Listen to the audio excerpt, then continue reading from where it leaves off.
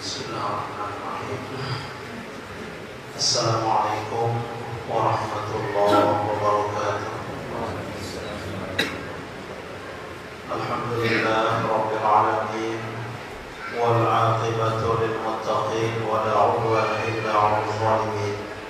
Wassalatu wassalamu ala asyrafil anbiya'i wal mursalin sayyidina Muhammadin wa ala alihi wa sahbihi ajma'in.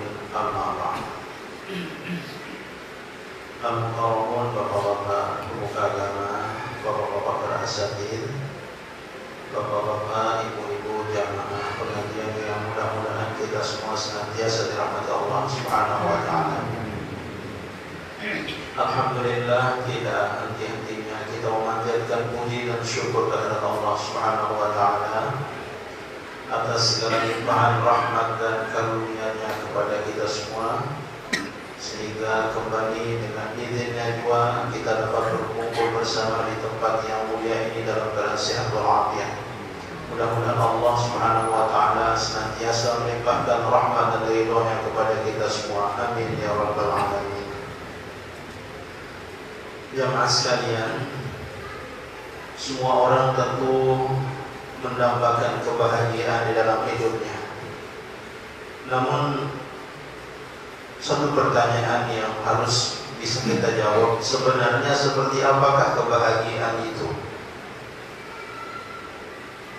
Di dalam kitab Al-Jawahirul Kalamiyah, Syekh Thahir bin Shalih Al-Jazairi berkata, beliau di sini mendefinisikan kebahagiaan yang sesuai dengan agama Islam atau bahagia menurut Islam. Apa kata beliau?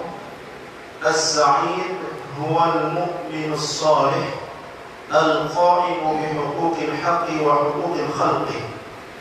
Jadi orang yang bahagia itu adalah mukmin yang saleh. Dengan si saleh, dengan si taat menjalankan perintah Allah, dengan si selalu berusaha menjauhi larangan Allah. Al-qa'imu bi huquqil haqq wa huquqil khalqi, yang melaksanakan hak-hak Allah dan hak-hak makhluk Allah. Dalam arti dia mengetahui apa hak Allah. Kita semua sudah tahu bahwa hak Allah itu adalah untuk disembah. Jadi kita ini diciptakan untuk menyembah. Dan dia juga memperhatikan hak-hak sesama makhluk. Kalau terhadap Allah, kita diwajibkan mengesahkan Allah dan beribadah kepada Allah. Wa ma khalaqtul jinna wal insa illa liya'budun. Dan tidaklah menciptakan jin dan manusia kecuali untuk beribadah kepada-Mu. Jadi ini tugasnya. Hak-hak sesama manusia atau sesama makhluk, yaitu bagaimana kita berupaya untuk bergaul dengan sesama kita dengan pergaulan yang sebaik-baiknya. Al-muttabi'un syariah, jadi mukmin yang saleh yang tidak hanya memenuhi hak Allah dan hak makhluknya, tetapi juga mengikuti syariat. Ini zahiran wa batinan, baik yang zahir maupun yang batin. Orang yang bahagia itu juga mukmin yang saleh al-mu'aridu an zahari bihadhihi dar, mukmin yang berpaling dari kesenangan dunia ini. Jadi tipuan atau perhiasan secara dari dunia ini yang sifatnya tipuan atau sifatnya hanya sementara. Bahwa sahibus sa'adah, maka dialah orang yang memiliki kebahagiaan. Wa man lahul husna wa ziyadah, dan wa man lahul husna wa ziyadah, dan orang yang memiliki ganjaran pahala dan tambahan. Dalam arti itulah orang yang bahagia secara hakiki. Ini semuanya hakikat kebahagiaan dan sekalian ya. Dan termasuk dengan mukmin si saleh, laksana yang hak Allah dan hak makhluk Allah. Lalu kita mengikuti syariat baik zahir maupun batin, dan kita berpaling daripada kemewahan dunia. Nah, ini penemparan kita ini orang yang berbahagia. Oleh karena itu, pada kesempatan ini terkait dengan bahagia ini, yang akan mengajak penunggu untuk merenungkan sebuah hadis Nabi SAW yang juga terkait dengan masalah kebahagiaan. Mudah-mudahan kita semua termasuk orang yang disebutkan dalam hadis ini. Dalam hadis ini yang sekalian Nabi SAW bersabda, arba'un min sa'adatil mar'i. Jadi ada 4 daripada kebahagiaan seseorang. Maksudnya orang itu bisa dianggap bahagia apabila dalam dirinya ada 4 perkara ini, atau setidak-tidaknya sebagian dari 4 perkara ini. Yang pertama, an takuna zaujatuhu salihah, bahwa ada istrinya itu seorang istri yang salihah. Jadi mumbang-mumbang harta jamaah sekalian, mumbang-mumbang bagus maleta, dan istri bermasalah dengan bahagia. Nah, karena salah sekali dengan syarat dan penaharan ini terbahagia ini, antakuna zaujatuhu salihah, bahwa ada istrinya itu seorang istri yang salihah. Nabi gambaran atau ciri-ciri istri yang salihah ini jamaah ibu-ibu deh, ini perhatian betul-betul. Makin nanti orang sampai memiliki ciri istri yang salihah, usahakanlah untuk memiliki ciri-ciri ini, agar nanti penunggu akan mendapatkan kebahagiaan tidak hanya di dunia tetapi juga di akhirat. Kalau di dalam Al-Quran yang namanya istri salihah itu disebutkan oleh Allah Subhanahu wa taala dalam firman-Nya, "Was-salihatu qanitatun hafizatun lil ghaibi bima hafizallah." Maka wanita-wanita yang salihah, yaitu wanita-wanita yang taat, wanita-wanita yang memelihara dirinya, lebih-lebih ketika suaminya tidak ada, bima hafizallah, sebab ia telah dipelihara oleh Allah dengan apa yang telah Allah peliharakan dia. Nah, sini ciri-ciri dengan nilai salihah. Ini dalam Al-Quran. Nah, ini dalam hadis Nabi secara khusus menyebutkan kriteria wanita salihah. Ini kadang-kadang sering disebutkan orang terutama dalam nasihat perkawinan. Cuman sebenarnya hadis ini tidak hanya disebutkan di dalam nasihat perkawinan saja, tetapi akan jauh lebih baik kalau disampaikan dalam kajian-kajian agama seperti ini. Kan di pengantin satu nasihat yang belum tentu kita semua mengetahui siapa itu atau apa itu ciri-ciri wanita salihah, ciri-ciri istri salihah. Sebab bisa jadi lah waktu testimoni di mana acara nasihat perkawinan kan, Tuhan dengar jadi. Nah, ini yang sampai yang makin ciri-ciri wanita salihah. Jadi menurut Nabi kita jamaah sekalian, syarat wanita salihah ini sesuai dengan sabda beliau, khairun nisa, sebaik-baik wanita, maksudnya sebaik-baik istri itu adalah man tasurruka idza absarta, yaitu perempuan atau istri yang apabila engkau melihatnya engkau akan merasa senang. Jadi jamaahnya wabil khusus jamaah perempuan, jamaah wanita, dan penunggu tahu ciri pertama dengan wanita salihah, yaitu wanita yang apabila dilihat oleh suaminya maka suaminya akan senang. Nah, berarti tugas penunggu makin adalah bagaimana membuat suami penunggu itu senantiasa bahagia, senantiasa senang. Tampakkanlah di hadapan suami-suami wajah yang membuat mereka bahagia, membuat mereka gembira. Lebih-lebih lawan jamaah sekalian dan mulai pegawaian kurang tengah. Nah, dedek ketua anak kira mau dia dulu. Jadi ketua anak dulu atau biar kemas lah dulu. Paling dia sedohang itu bilah dulu. Tidak baru dia datang kira mau dia dulu ini. Nah, lo jalan dia mau ini orang sedohang itu bilah secantik. Jadi dedek dulu ketua di Maraniki. Sambutlah dulu ya. Ini tang ia mau yang sidar rezeki lelah yang melantik pulang. Nah, dia mau kawan dia baris ketuanan. Sambut dulu dengan senyum. Insya Allah dan nomor niki kata baru ya kurangan lelah dan niki kurangan ya. Nah, tersedohang kubi ni bagus ke mas banget. Nah, sedohang kubi itu mungkin dulu ya. Mares ketuanya terus, nah, beka rezeki mone.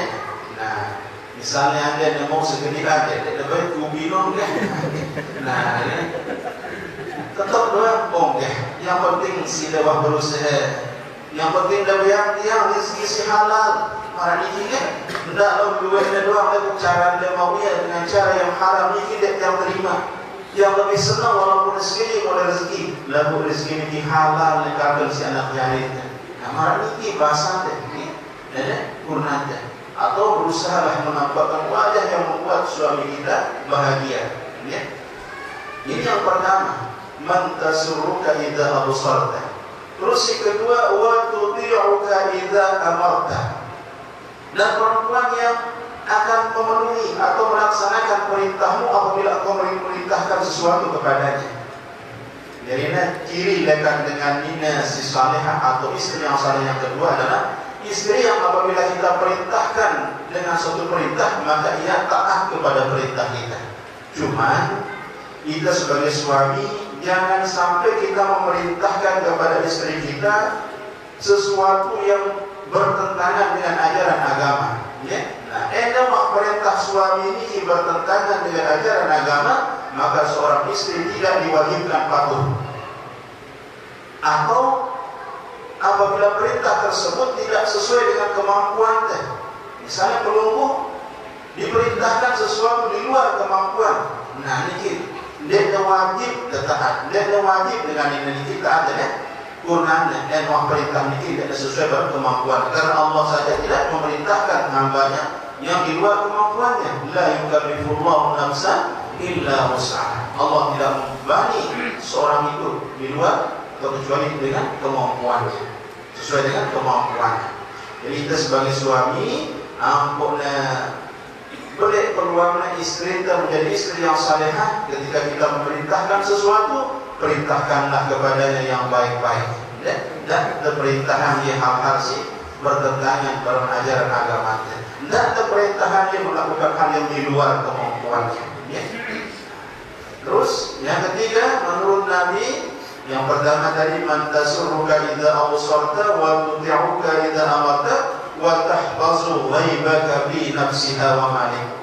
Dan perempuan yang memelihara kehormatannya, menjaga hartamu, lebih-lebih di saat engkau sedang tidak ada di sisinya atau tidak ada di dekatnya.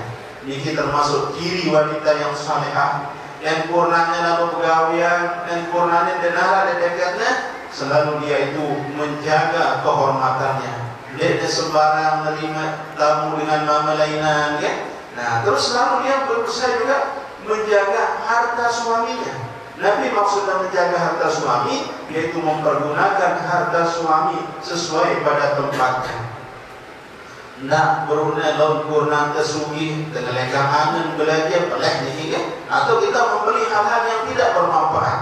Ini termasuk perkara yang walaupun mungkin tidak berdosa karena itu haknya, tetapi tidak baik dari segi kebiasaan dan dari segi layak-kelayakan dan kita berusaha untuk menjaga harta suami kita dengan sebaik-baiknya. Nah, ini ciri-ciri wanita yang saleh atau istri yang salehah. Insya Allah, para wanita atau jamaah yang nina-nina niki memiliki 3 ciri niki, maka insya Allah di akhirat nanti pelungguh akan dipersilahkan oleh Allah untuk memasuki surga dari pintu mana saja yang pelungguh kehendaki. Niki penghormatan khusus untuk para wanita, para istri salehah dari Allah Subhanahu wa taala. Dalam salah satu hadisnya Nabi sallallahu alaihi wasallam bersabda, "Idza shallatil mar'atu khamsaha wa shamat syahraha wa hasanat farjaha wa ata'at zawjaha qila laha udkhuli al-jannata min ayyi abwabi syi'ti." Apabila seorang istri itu telah melaksanakan sholat 5 waktu, dalam arti menunggu sebagai istri sudah menjalankan kewajiban yang dibebankan Allah, yaitu sholat 5 waktu. Wasamat syahroha, dan dia berpuasa sebulannya. Datang bulan Ramadan, menunggu berpuasa sebulan penuh, kecuali kalau tidak ada halangan. Terus wahal sholat farjaha, dan dia memelihara kehormatannya. Wa ata'at zawjaha, dan mentaati suaminya. Nah, era di akhirat jamaah sekalian, anda bau di ibu-ibu yang menjadi istri seperti ini, nanti di akhirat penunggu akan dipanggil. Tidaklah dikatakan kepadanya, udkhuli al-jannata, masuklah engkau wahai istri yang salehah, istri yang telah menjalankan kewajibannya kepada Allah, istri yang telah memelihara kehormatannya, istri yang telah mentaati suaminya. Udkhuli, masuklah engkau al-jannata, ke dalam surga, min ayil abwabi syi'ti, dari pintu mana saja yang engkau kehendaki. Ini khusus untuk para istri. Bahkan jamaah sekalian, sebagai seorang istri, dia nak si paling penunggu Tuhan kecuali ridho daripada suami penunggu.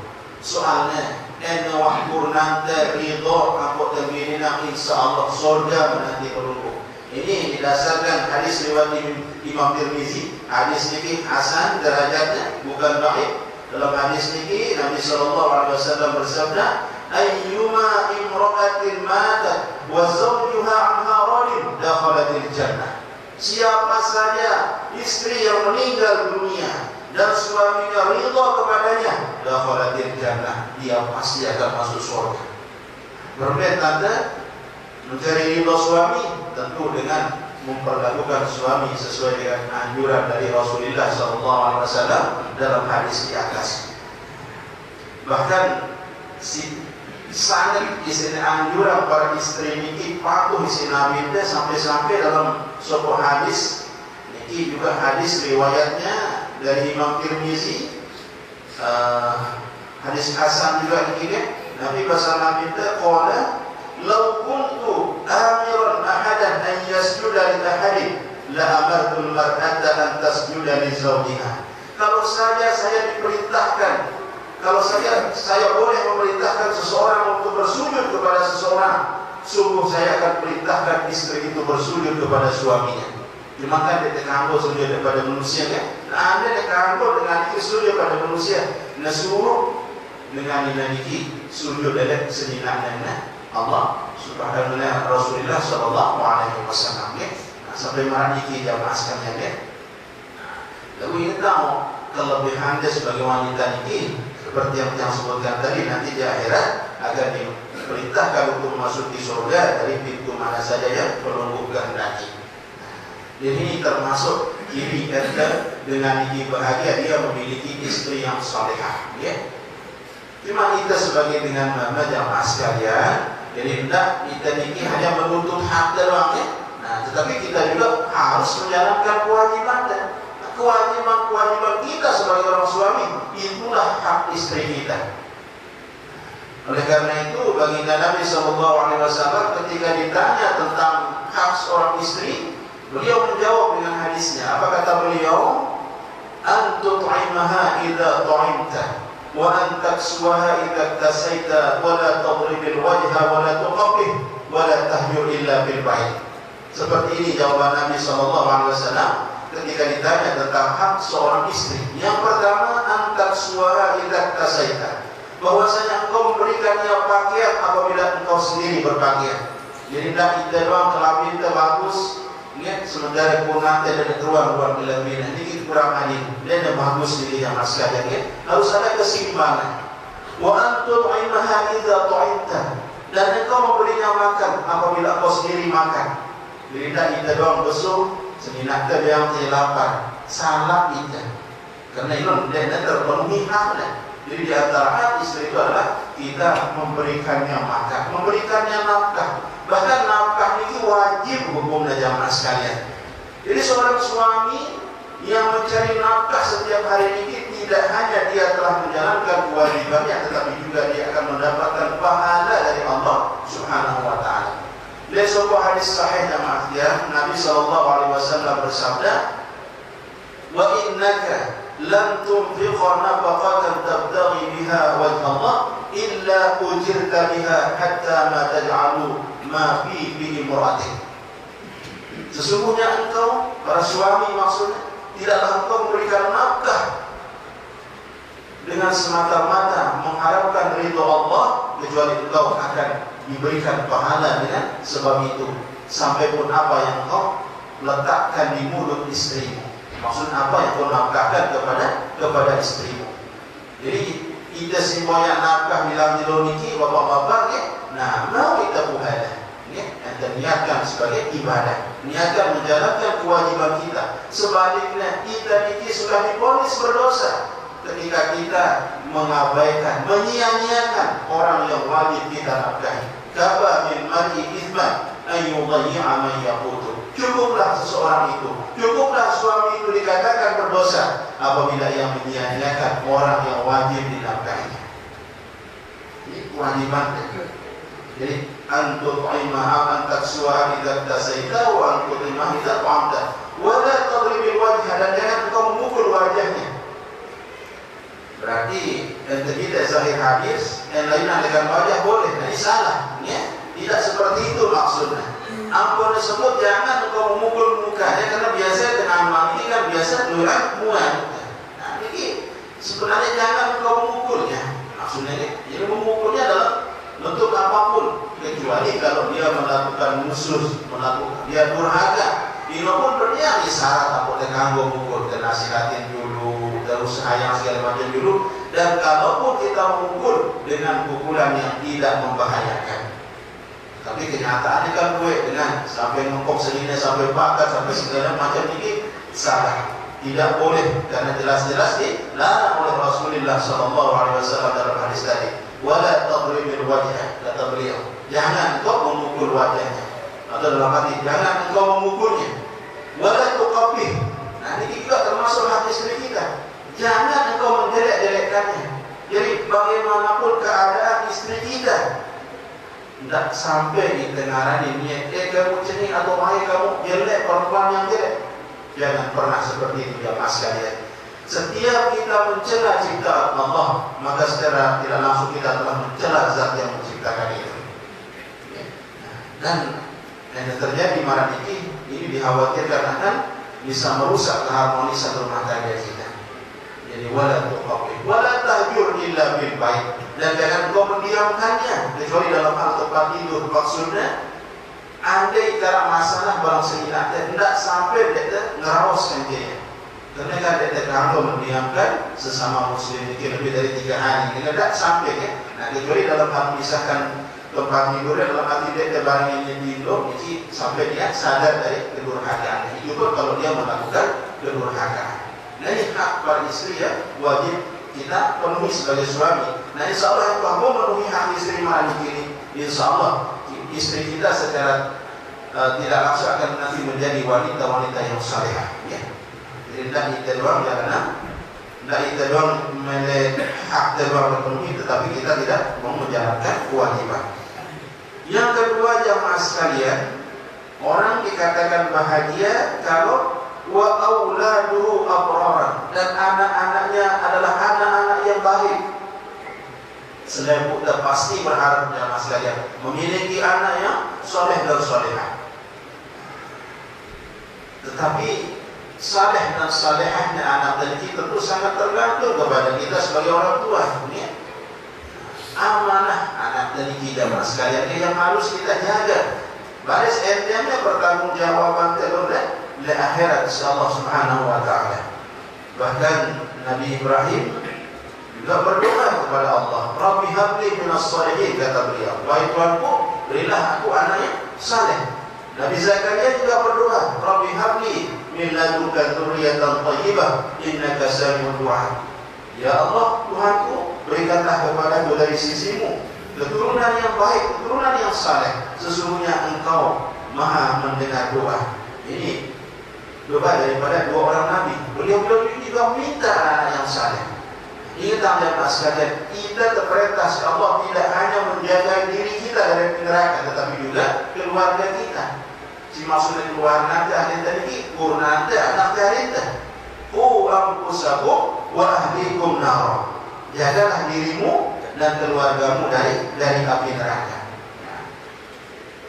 Anak jemaah sekalian, beliau hak dari kita. Jadi kita doang menjaga anak. Di dalam hadis sebutnya min haqqil walad 'ala al-walid thalathatu asya'. Jadi di antara hak seorang anak kepada orang tuanya itu ada 3 perkara.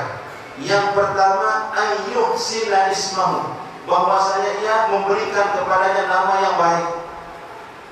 Maka itu yang nyaran usahakanlah nama-nama si Islami. Lalu dos pomon si darahnya ini kan, itu mumbe si model Thomas dengan ini kan, macam itu. Nah dia tidak ya kan nama si paling bagus ini adalah nama yang disandarkan kepada Allah, misal Abdullah, Abdul Rahman, ini paling bagus ya, Abdul Qadir. Bagus juga nih ya sembarang ini. Cuma kadang-kadang kita melihat dong saya kerenan sekali cara nekeknya. Nah, kadang-kadang anak teh cara ini cara nekek, cara layano agak minder ya. Boleh saja keren, tetapi jangan terlalu menyimpang dari artinya. Lo jangan artinya lo dari kamus besar susah itu moyangnya. Nah ini tugas dari ini.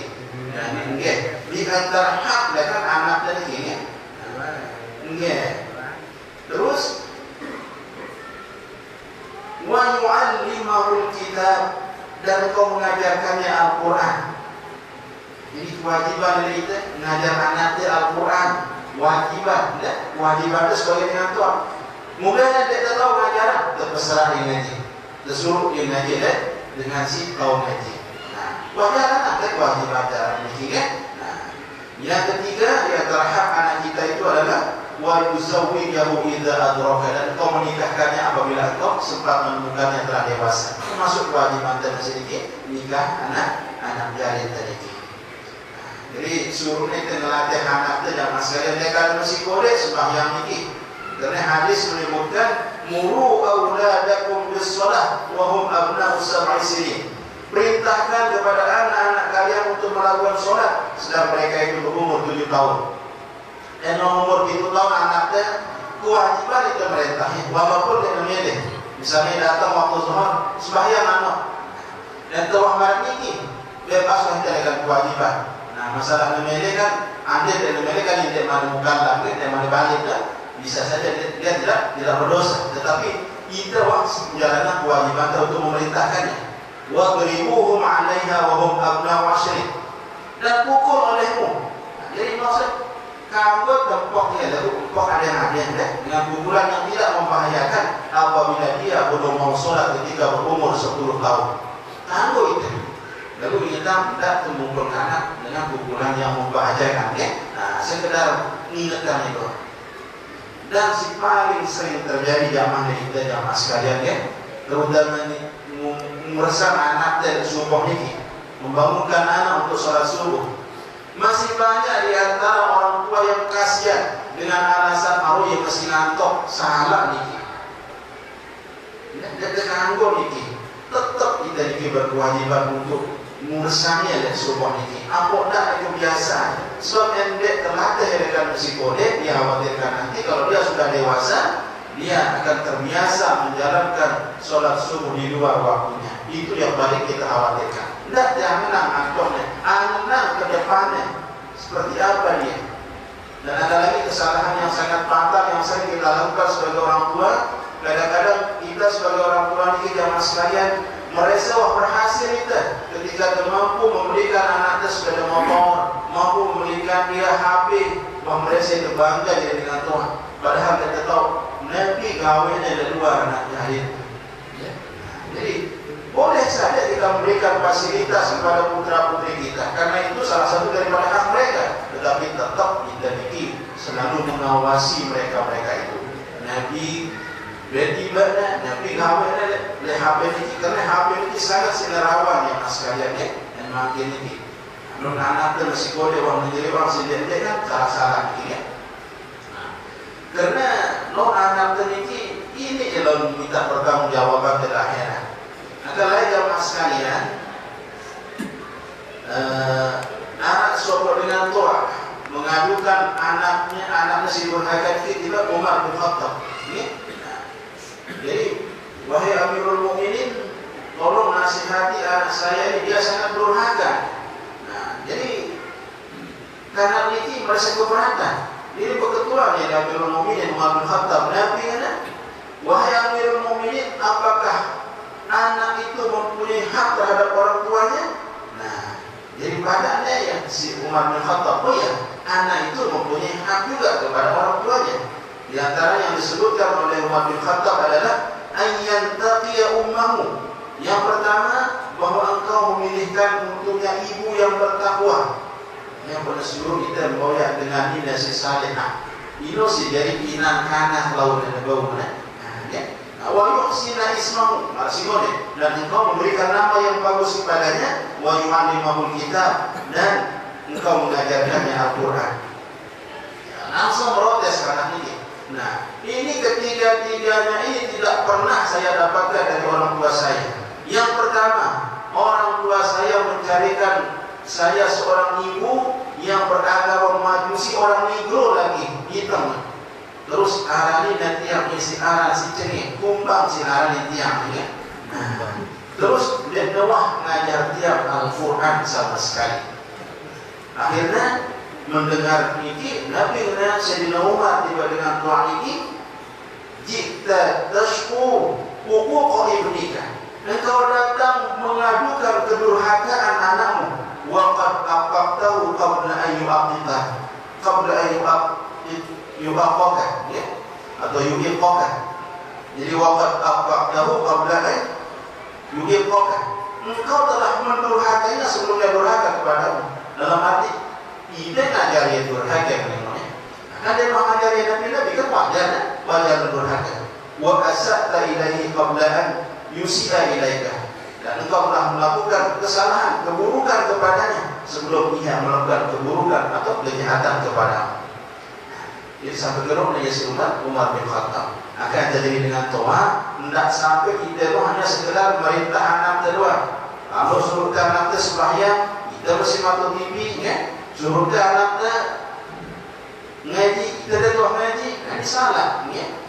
Jadi harus betul-betul perintah itu ampun sesuai barang agar kelakuannya. Dan karena dia mesti perintah dan sekalian dan kita contoh si bagus dengan tuanya. Terus selanjutnya jamaah sekalian yang ketiga, wa khulaqa'uhu shalihin. Jadi seorang dikatakan bahagia kalau teman-temannya itu orang-orang yang saleh. Maka dengan ini atau beda jadi orang dengan ini, apakah dia bagus atau tidak, maka lihat dengan siapa dia berteman. Karena dalam sebuah hadis disebutkan al-mar'u ala dini khalilih falyanzur ahadukum may yukhalilu.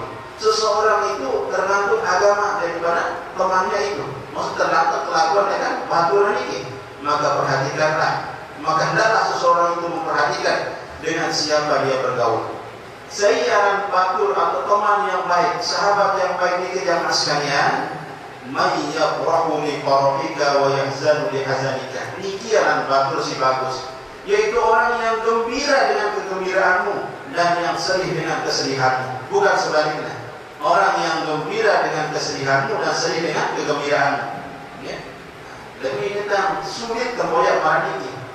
Luwe dengan ketika jaya, ketika menjadi dengan sungi, luwe baturnya. Nanti kau dan nawah jadi dengan miskin, bangkrut, hilang batur-batur ni sedapurnya. Nah, ini ganti masyarakat batur tadi, nawah batur dari sisa dia, ya. Gambar sisa yang sampingnya, jadi yang konda dan lupa itu sehingga mudah konda. Insyaallah selalu ingat ni tadi ni. Mudah konda selalu ingat kita sehingga. Dan yang lupa itu sama ya, dia bagus ya. Nah, sila itu saya ni. Nah, ini baru kata sedang. Ini apa ni lupa kita lupa sila ini ya. Sila ini kan yang dan orang kan lupa itu kan. Ya. Nah, jadi zakat dan mas sekalian, umpamanya si Nabi itu teman si bagus ni. Yang sering juga perlu mendengar hadisnya. Jadi masalul jaris salih wasu kahamilil miski wa nabil kir. Perumpamaan teman yang saleh dan teman yang buruk atau yang jahat itu adalah seperti pedagang minyak wangi dan tukang besi. Fahamilul mis, maka penjual minyak wangi itu imma an yuhdiyaka wa imma an tabta'a minhu wa imma an tadila minhu rihan thayyibah. Yang penjual minyak wangi ini tidak sekalian, ini biarnya dengan yang minyak wangi. Anda nak biar dengan bau hitam beli dia. Anda tahu beli dia. Nah ini sekedar mau kita ngidok maupun minyak sengaja. Ini dekat perumpamaan batur si batur si saleh. Nah sebaliknya dan batur si tinggi apa umpama yang ia si tukang besi. Nah ini ya kan mina kita motor. Ayuhri pas tahu siapa kau ya kan membakar pakaian mungkin persisi besinya atau muka. Nah anda tidak terbakar. Wa imma antani dari qamisah, dan ada kalanya kau akan mendapati darinya bau yang busuk. Ya, nasi perumpamaan yang pada seluruh doang kita boyak batur si saleh. Nah, kalau seorang ulama mengatakan ada 5 orang yang usahakan untuk ditemani. 5 ciri orang yang harus diusahakan untuk dijadikan teman. Yang pertama ayyakuna aqilah, bahwa ada orang yang pintar, tidak terbaturan dengan bongok ya. Nah, yang kedua husnul khuluq, yang baik akhlaknya, ya. Baik akhlaknya, jadi tidak terbaturan dengan si dia baik atau dan bagus akhlaknya. Ya. Yang ketiga ghairul fasik, ya. Yang bukan orang yang fasik, wala mubtadi, dan juga tidak seorang yang ahli bidah, wala harisun ala dunia, dan tidak orang yang terlalu cinta kepada dunia. Nah, sini kita usaha yang jemaah sekalian ya, untuk mencari teman seperti ini. Ya. Nah, dan yang terakhir jemaah sekalian, wa rizquhu fi baladihi, dan rizkinya di negerinya sendiri. Nah, kubena apa narahin dengan sinotarmin bahagia dan rezekinya di negeri Indonesia. Nah, karena tentu boleh-boleh saja kita jadi tenaga kerja di Malaysia atau di Saudi.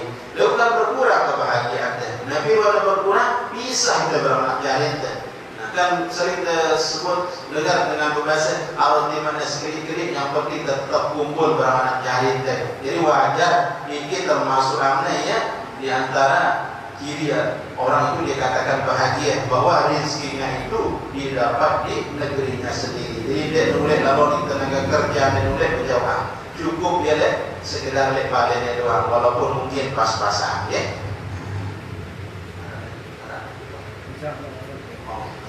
Masih ada waktu sedikit, sila. Yang lain ada waktu masih tersisa 6 menit, sila. Sila mati yang untuk. Bismillahirrahmanirrahim. Assalamualaikum warahmatullahi wabarakatuh. Jadi apa yang berkaitan tentang orang tua dan anak-anak Pak kumbeknya pun anak durhaka tipak dengan tuannya, padahal kan dengan tuannya dengan baik-baik itu aneh kan, apalagi kan doa orang tua tidak tertolak kumbeknya pun dengan durhaka tipak dengan tuannya. Sekian.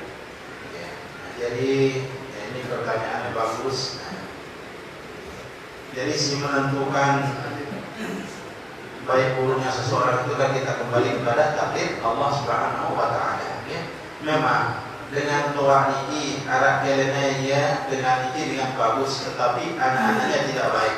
Nah bisa saja ini walaupun kelihatannya secara zahir dengan doa itu bagus, cuma kadang-kadang cara mendidik anaknya yang salah ya. Nah, dan selanjutnya masalah doa jemaah sekalian ini harus diperhatikan ya. Nah, jadi doa jadi kan wah janjinya dari Tuhan pasti akan dikabulkan, apalagi doa orang tua kepada anaknya. Bukan ada syarat-syarat di mana doa tersebut dikabulkan. Misalnya tidak tergesa-gesa atau itu bersih dengan makanan si haram. Ya? Nah, jadi lalu bisa saja zahirnya tetap ada makanan-makanan si haram masuk. Nah itu kan bisa membuat doa tersebut tidak dijawab oleh Allah Subhanahu Wa Taala, walaupun yang berdoa itu adalah orang tuanya. Ya? Atau marah bersyukur bisa saja salah mendidik anak. Ya? Jadi ada jaminan ini kan. Nah, itu si termarah ini tentu jarang sekali terjadi kan. Biasanya bagus dengan tuannya, insya Allah bagus anaknya. Okay. Assalamualaikum. Dikit yang kedua masalah istri yang solehah itu. Masalah nomor 2 dikit. Apa hadisnya bro? Coba bawa diulang. Man tasuru idza absarta wa tudi'uka idza amarta. Dan yang patuh kepadamu ketika kau perintahkan sesuatu kepadanya. Nah, ini masalah perintah ke melet de sunah Rasul. Wah, karubin dong kan. Apakah melanggar perintah pengubin? Jadi ya.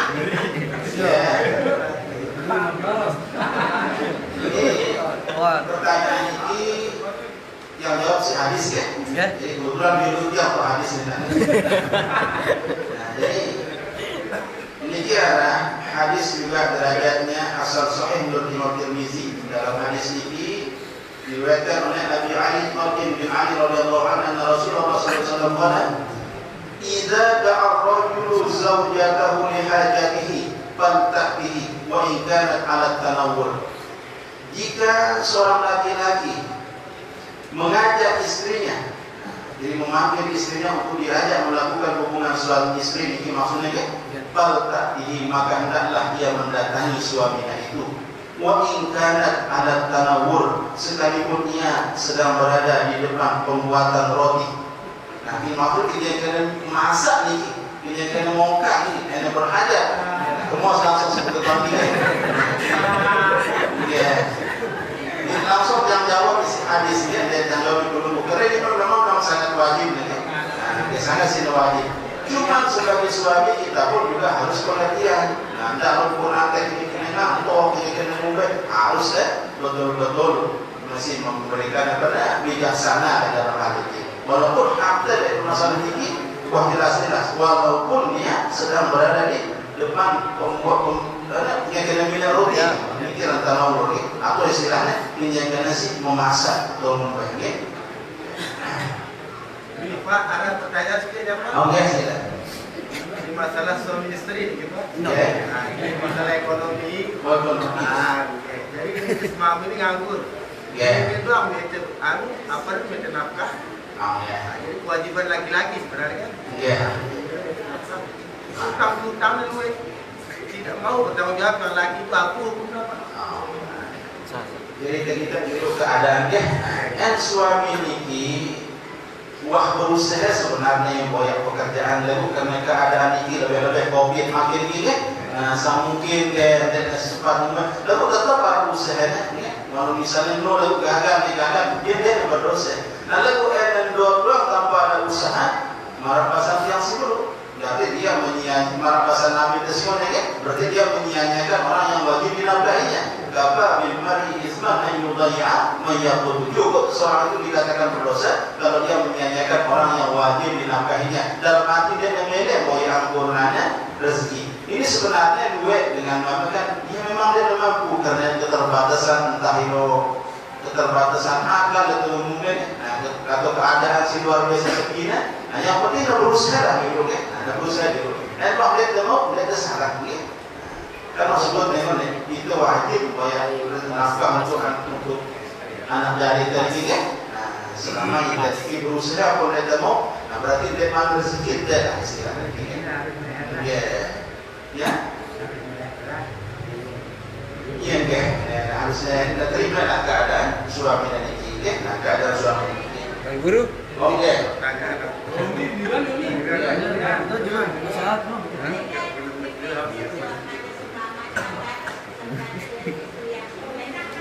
Yuk malah dua ya kan? Malah kan cara untuk bakti menggunakan sesuatu itu kiri memang gitu kan? Atau terdiri karena jari kita lanjut dah kewajibannya sih termasuk itu. Peluang boleh ada itu masih. Kang Guru ini Kang Guru. Kita sedikit Kang Guru. Yang kedua sedikit. Ada batasnya melihat ngajar anak tu sampai kita tahu dia ajar bisa batasnya melihara ngajar ke anak. Ya ada batas ngajar ni. Kita tahu batasnya ngajar. Sebenarnya Pak. Selama ia melakukan kesalahan tetap kita yang berkewajiban untuk menegur atau membela. Sampai dia mati jadi sampai dia mati itu kami jadi macam mati je apa mati kerja ngajar jadi nah jadi tersedia anak itu walaupun ada yang berjampuran misalnya bukan berarti sepenuhnya tanggung jawab purnanya Lo gunanya dari ngajari kan, jadi berkewajiban jadi ngatur ngajar. Berarti Nus Pak, ini kan kewajiban seorang tua terhadap aktifnya. Ya. Nah, Ada baik ya kan? anak dengan tua, dengan pelaku anak meraih seharusnya anaknya tua masuk. Mungkin dengan tuan ini dan anak gabion lewat sini. Nah wajar tuh yang kedua ini. Tapi anda yang anak gabion tetap dia berkewajiban untuk biaya anak. Dan sebut dari ibu masih ada sini ya. Ya. Berarti itu pada kewajiban sebagai ketua ya. Alhamdulillah kita ada belanja. Jelas kita memperhatikan anak jari dan marah dia udah kena anggap ini sebagai kewajiban jadi. Kalau masa dulu bohongan dia dapat dulu. Bohongan di subur bang, harga udah dari dalam-dalam. Ya, nomor 4 ada pemain. Jangan dilakukan karena boleh sampai 4 tetapi syaratnya adil. Sedikit doang Allah tidak adil. Balik. Dan kata jemaah sekalian nih, secara ajar dengan mati serahkan. Bismillahirrahmanirrahim. Alhamdulillahirabbil alamin. Allahumma shalli ala sayyidina Muhammad wa ala alihi wa sahbihi ajma'in. Allahumma inna 'alaina bis-safa'i qalban wa hab lana tashan mu'amala bima bainana wa bainaka 'ala sunnah. Warzuqna sidqata wa qul ya 'alaika wa asma bika wa man 'alaina min kulli ma yuqarribuna ilayka wa qulna bi Allahil ghaib.